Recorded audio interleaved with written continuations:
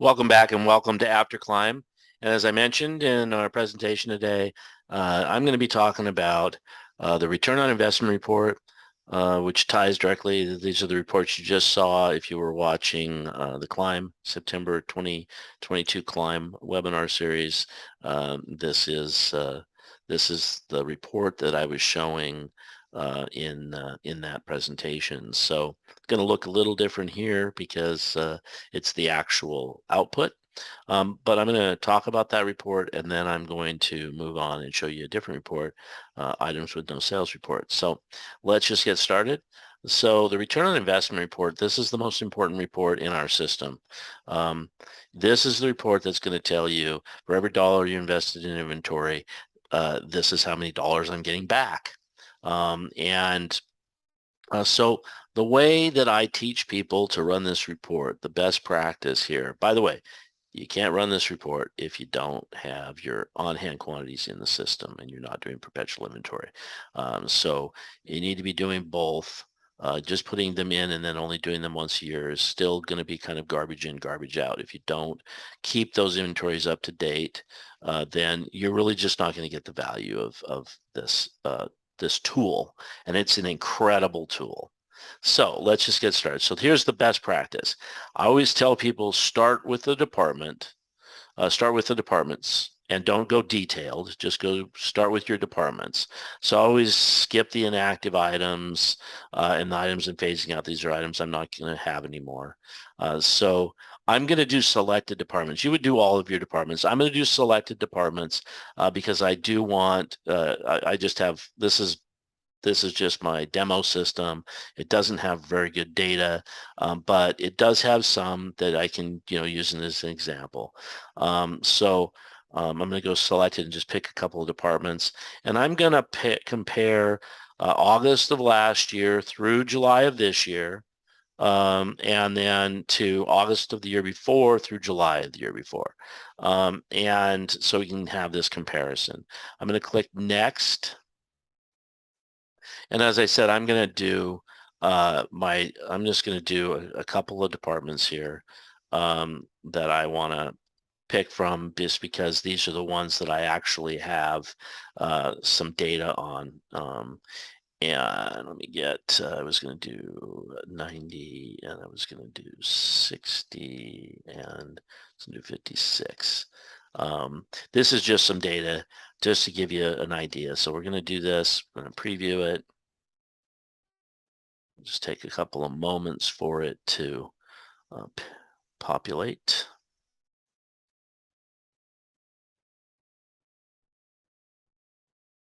Now, while it's doing this, the idea here is to look at your departments.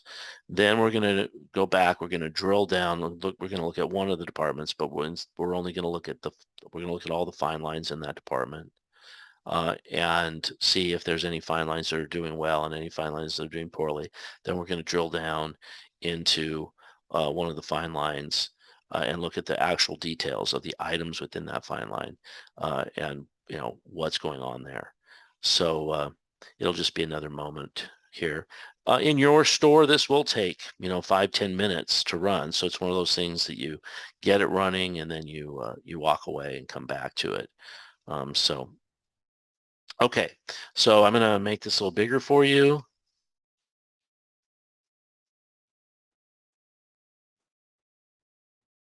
Okay, so we're looking at this report. We've got food and beverage, household products, home healthcare, OTC, and HBA.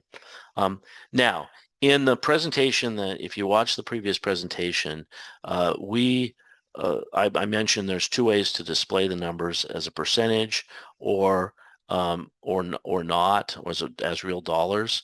So in the case of this, our system displays this as a percentage. If you wanted to do this as real dollars, you just move the decimal point over 2. So in other words, in this case, my food and beverage is giving me a gross percent return on investment of $21.02 for every dollar I invest. The household products, $2.60 for every dollar I invest. For home health care, it's 69 there's 70 cents for every dollar I invest.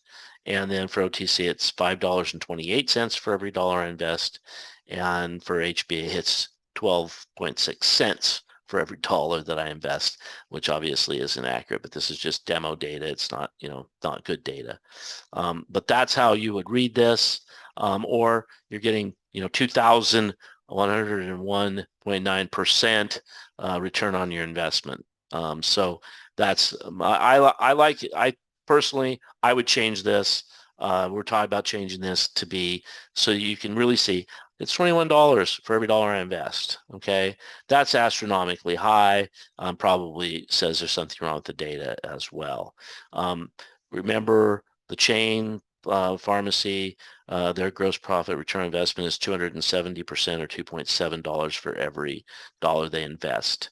Okay, so anyway, you see, we can look at this from the department and go, wow, this is doing great, but it also might be alarmingly high, and you have to look at it and go, what's wrong with my inventory? And it says right now that my value of my inventory is $2.44. This would be that. So here's a difference too, just to point this out.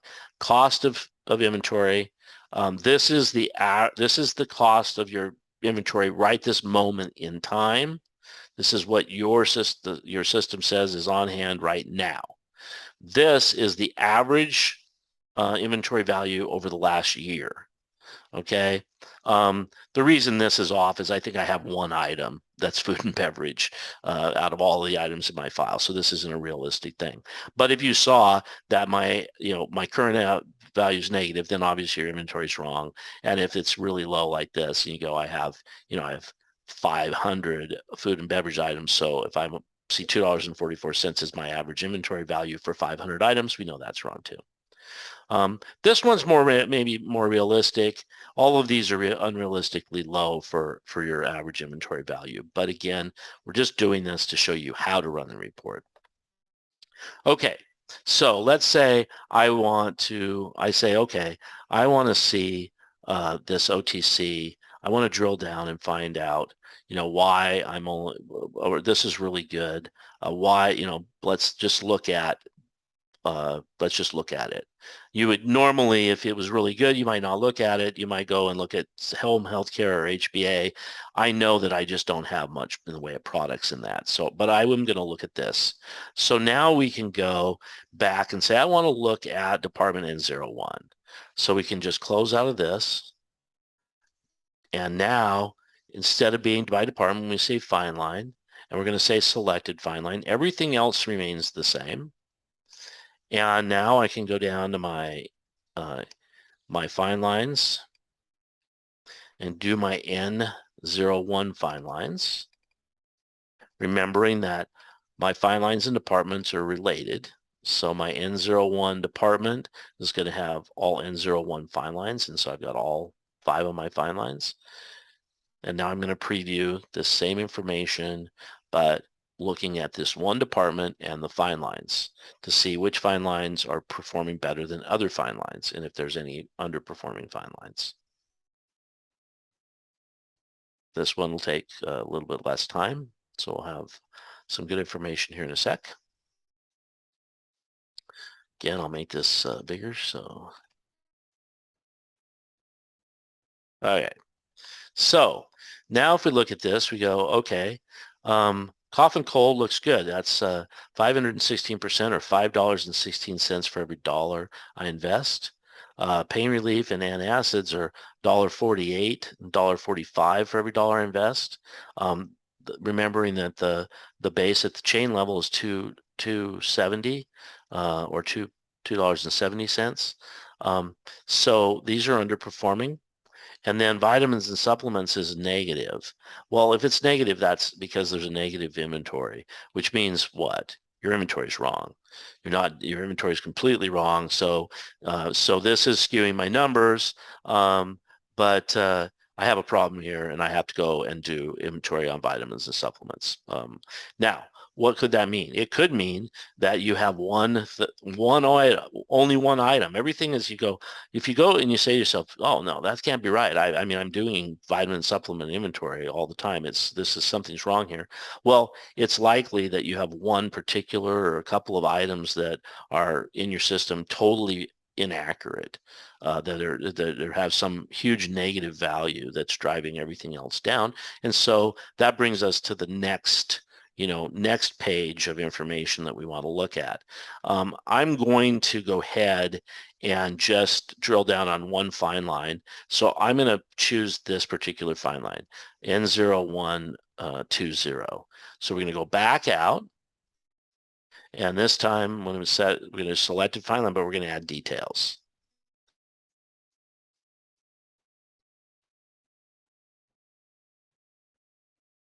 So I go down to N0120, click next, hit preview.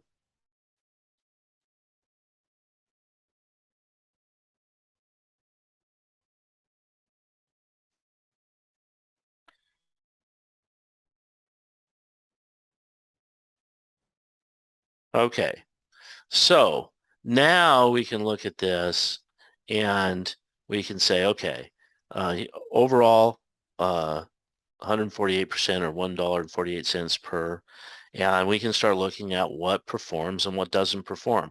So all of these items, they don't have any inventory value, and I actually could have had them segmented out of this as well. But down here, this is where we want to start looking. So this is doing really well. This says there's a problem. You've got a negative inventory. This one's not too bad, 2.3, 2.7 being the average. This one's doing really well. Is that accurate?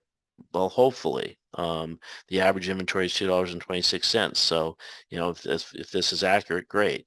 But you can see these other numbers. So you can see, what the sales dollars are, what the profit is, the margin, and you can do these comparisons as well. I'm not as focused on the comparison here. You definitely want to look at the comparison, but really the bottom line is you want to look at these numbers. Now, why are my numbers all messed up? Because again, this is a demo. I don't do regular inventory and so forth, but this is how you can look at this report. If these are real numbers, let's say these are real numbers, okay? If these are real numbers, then these are items you most likely do not want to keep in your store. Look at these turns are horrific, so you're either way overstocked, or they're just not something that you sell. And if you're way overstocked, one of the things that you don't want is, if you just have one, if you can only sell and turn one, it really has an impact on how your shelves look. Your shelves can start to look bare if you're just carrying one of everything, especially on these big metal shelves. Now, one of the things that Mona Gaddis at Durand Central said in her presentation last month that I loved was she changed out all of her metal shelving for some real narrow wood shelving where she does sell OTC HBA items, because that's thin wood shelving, when you only put one or two on, it doesn't look bare because it's not deep. And so that's something to think about as well. That's the importance where merchandising can come in. But the idea here is that you drill down to the problem. You look at your departments. Okay, I see this department has problems. I then drill down to the fine line level for all of the fine lines in that department. This fine line's great. This fine line's great. This fine line's where there's a problem here. And now you start drilling down to the individual items within that fine line. You're probably going to yourself and saying, oh my gosh, this is a lot of work. It's going to take a lot of time. That's true if you try to do the entire store all at one time. That's not how you do this. Okay, you make incremental changes and then you review those incremental changes. So you pick a department and you say, I'm going to do a full evaluation of this department over the course of the next month. and you look at that department or whatever that time frame is, and then you look at the department and you say, okay, there's 10 fine lines in this department, 5 of them are performing great, and 5 of them aren't. And then you pick one fine line and you go down, or one fine line out of those 5, and you drill down further. That's the way to go about this, and you just do it over time. Nothing in your POS requires that you do it all in the same day. There's a lot of different ways to go about it. No one size fits all, but I will tell you this. Don't let yourself get overwhelmed and caught up into, oh my God, this is just too big of a project. Just do one at a time, and as much time as it takes, that's how much time it takes, and then you move on to the next one. Incremental changes will make all the difference in the world, and it just takes time. You can't do it all at once. Okay, so that is how you use this reporting tool. Now I'm going to take and help you speed one thing up, and this is getting items out of your store that do not sell. So this was the return on investment report. It's under product reports. If you come over to product reports, it's under product reports and under the financial section. Okay. Now we're going to go over to the product section, product reports, and we're going to run the items with no sales report.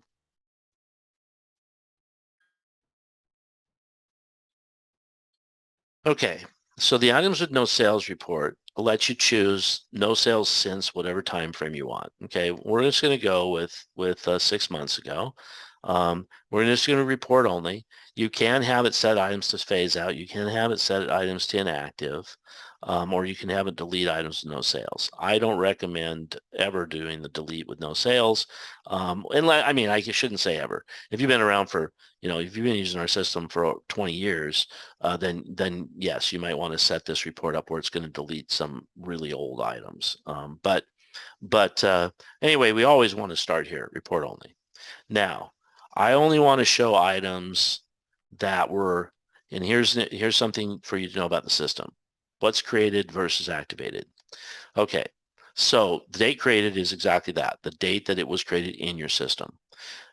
For those of you who may or may not remember, we will take a product file and load it through Universal Import, and that's the day it gets created. Now, we'll set when we do that load, we set them all to inactive. So that what the value of that is, you have this catalog of product you can get from this vendor. And then when you sell that product, or you order that product, or receive that product, or you count that product, we activate the item. So let's say that you had an item that was created 3 years ago, but you've never carried it. And last month you started carrying it. So in fact, 2 weeks ago, you started carrying it. So if you use date created, it would look at the date it was created, not the date it was activated. Well, it's created 3 years ago. So you don't really want to look at the date created here. Most cases, there are times you do, but most cases you don't. You want to look at the date activated. And then you can say, I don't want to look at anything that was activated that hasn't sold. I don't want to look at anything for the last 90 days.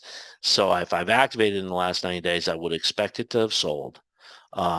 But if I haven't, then I don't. And I'm only, and you could make this the same as that. You could say, I'm just going to do it for 6 months. So I could say 180 days because you're looking back at 180 days. So anything that's within the last 180 days, that hasn't sold in the last 180 days and hasn't been activated in the last 180 days, I only want to see those items.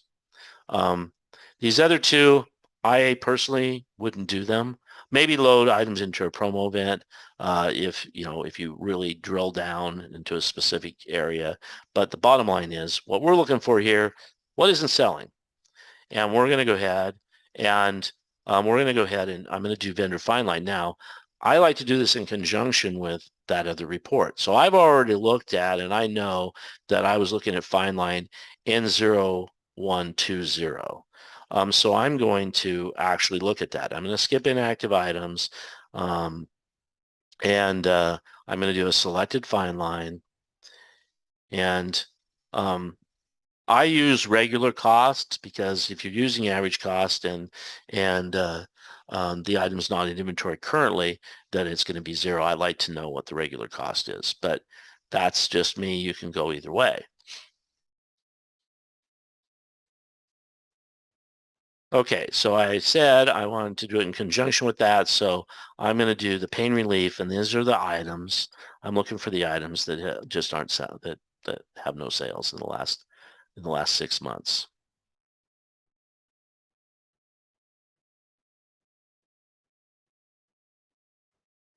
Okay, so here's my page of items with no sales in the last 6 months. Here's all that on hand. So I have $1,568 in just this one fine line that is tied up, cash tied up. I paid for it. It's not sold anything.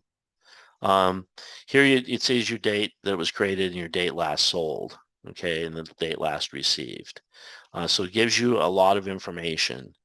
Now, if you were looking at something seasonal like cough and cold, you might want to expand, right? You might want to say, I'm going to look at the last year as opposed to the last 6 months.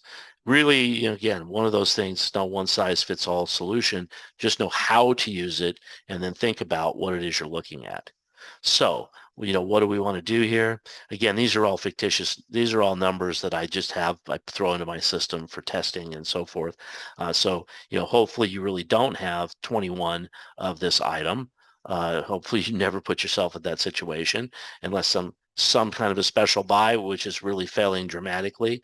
But that's what you do. So then next thing you do is what do I want to do here? Well, this is coming from one of the wholesalers, and maybe I can return this. If there's enough dating on it, I can return these items for credit or partial credit.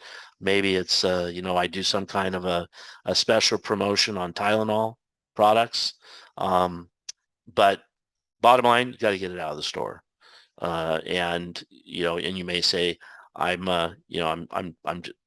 most likely in this case, I'm not going to carry this any longer. So anyway, that's it. These are the I think the two most important reports, using them in conjunction with each other. So when you see this underperforming fine line, then go find out from this report what you have that doesn't sell.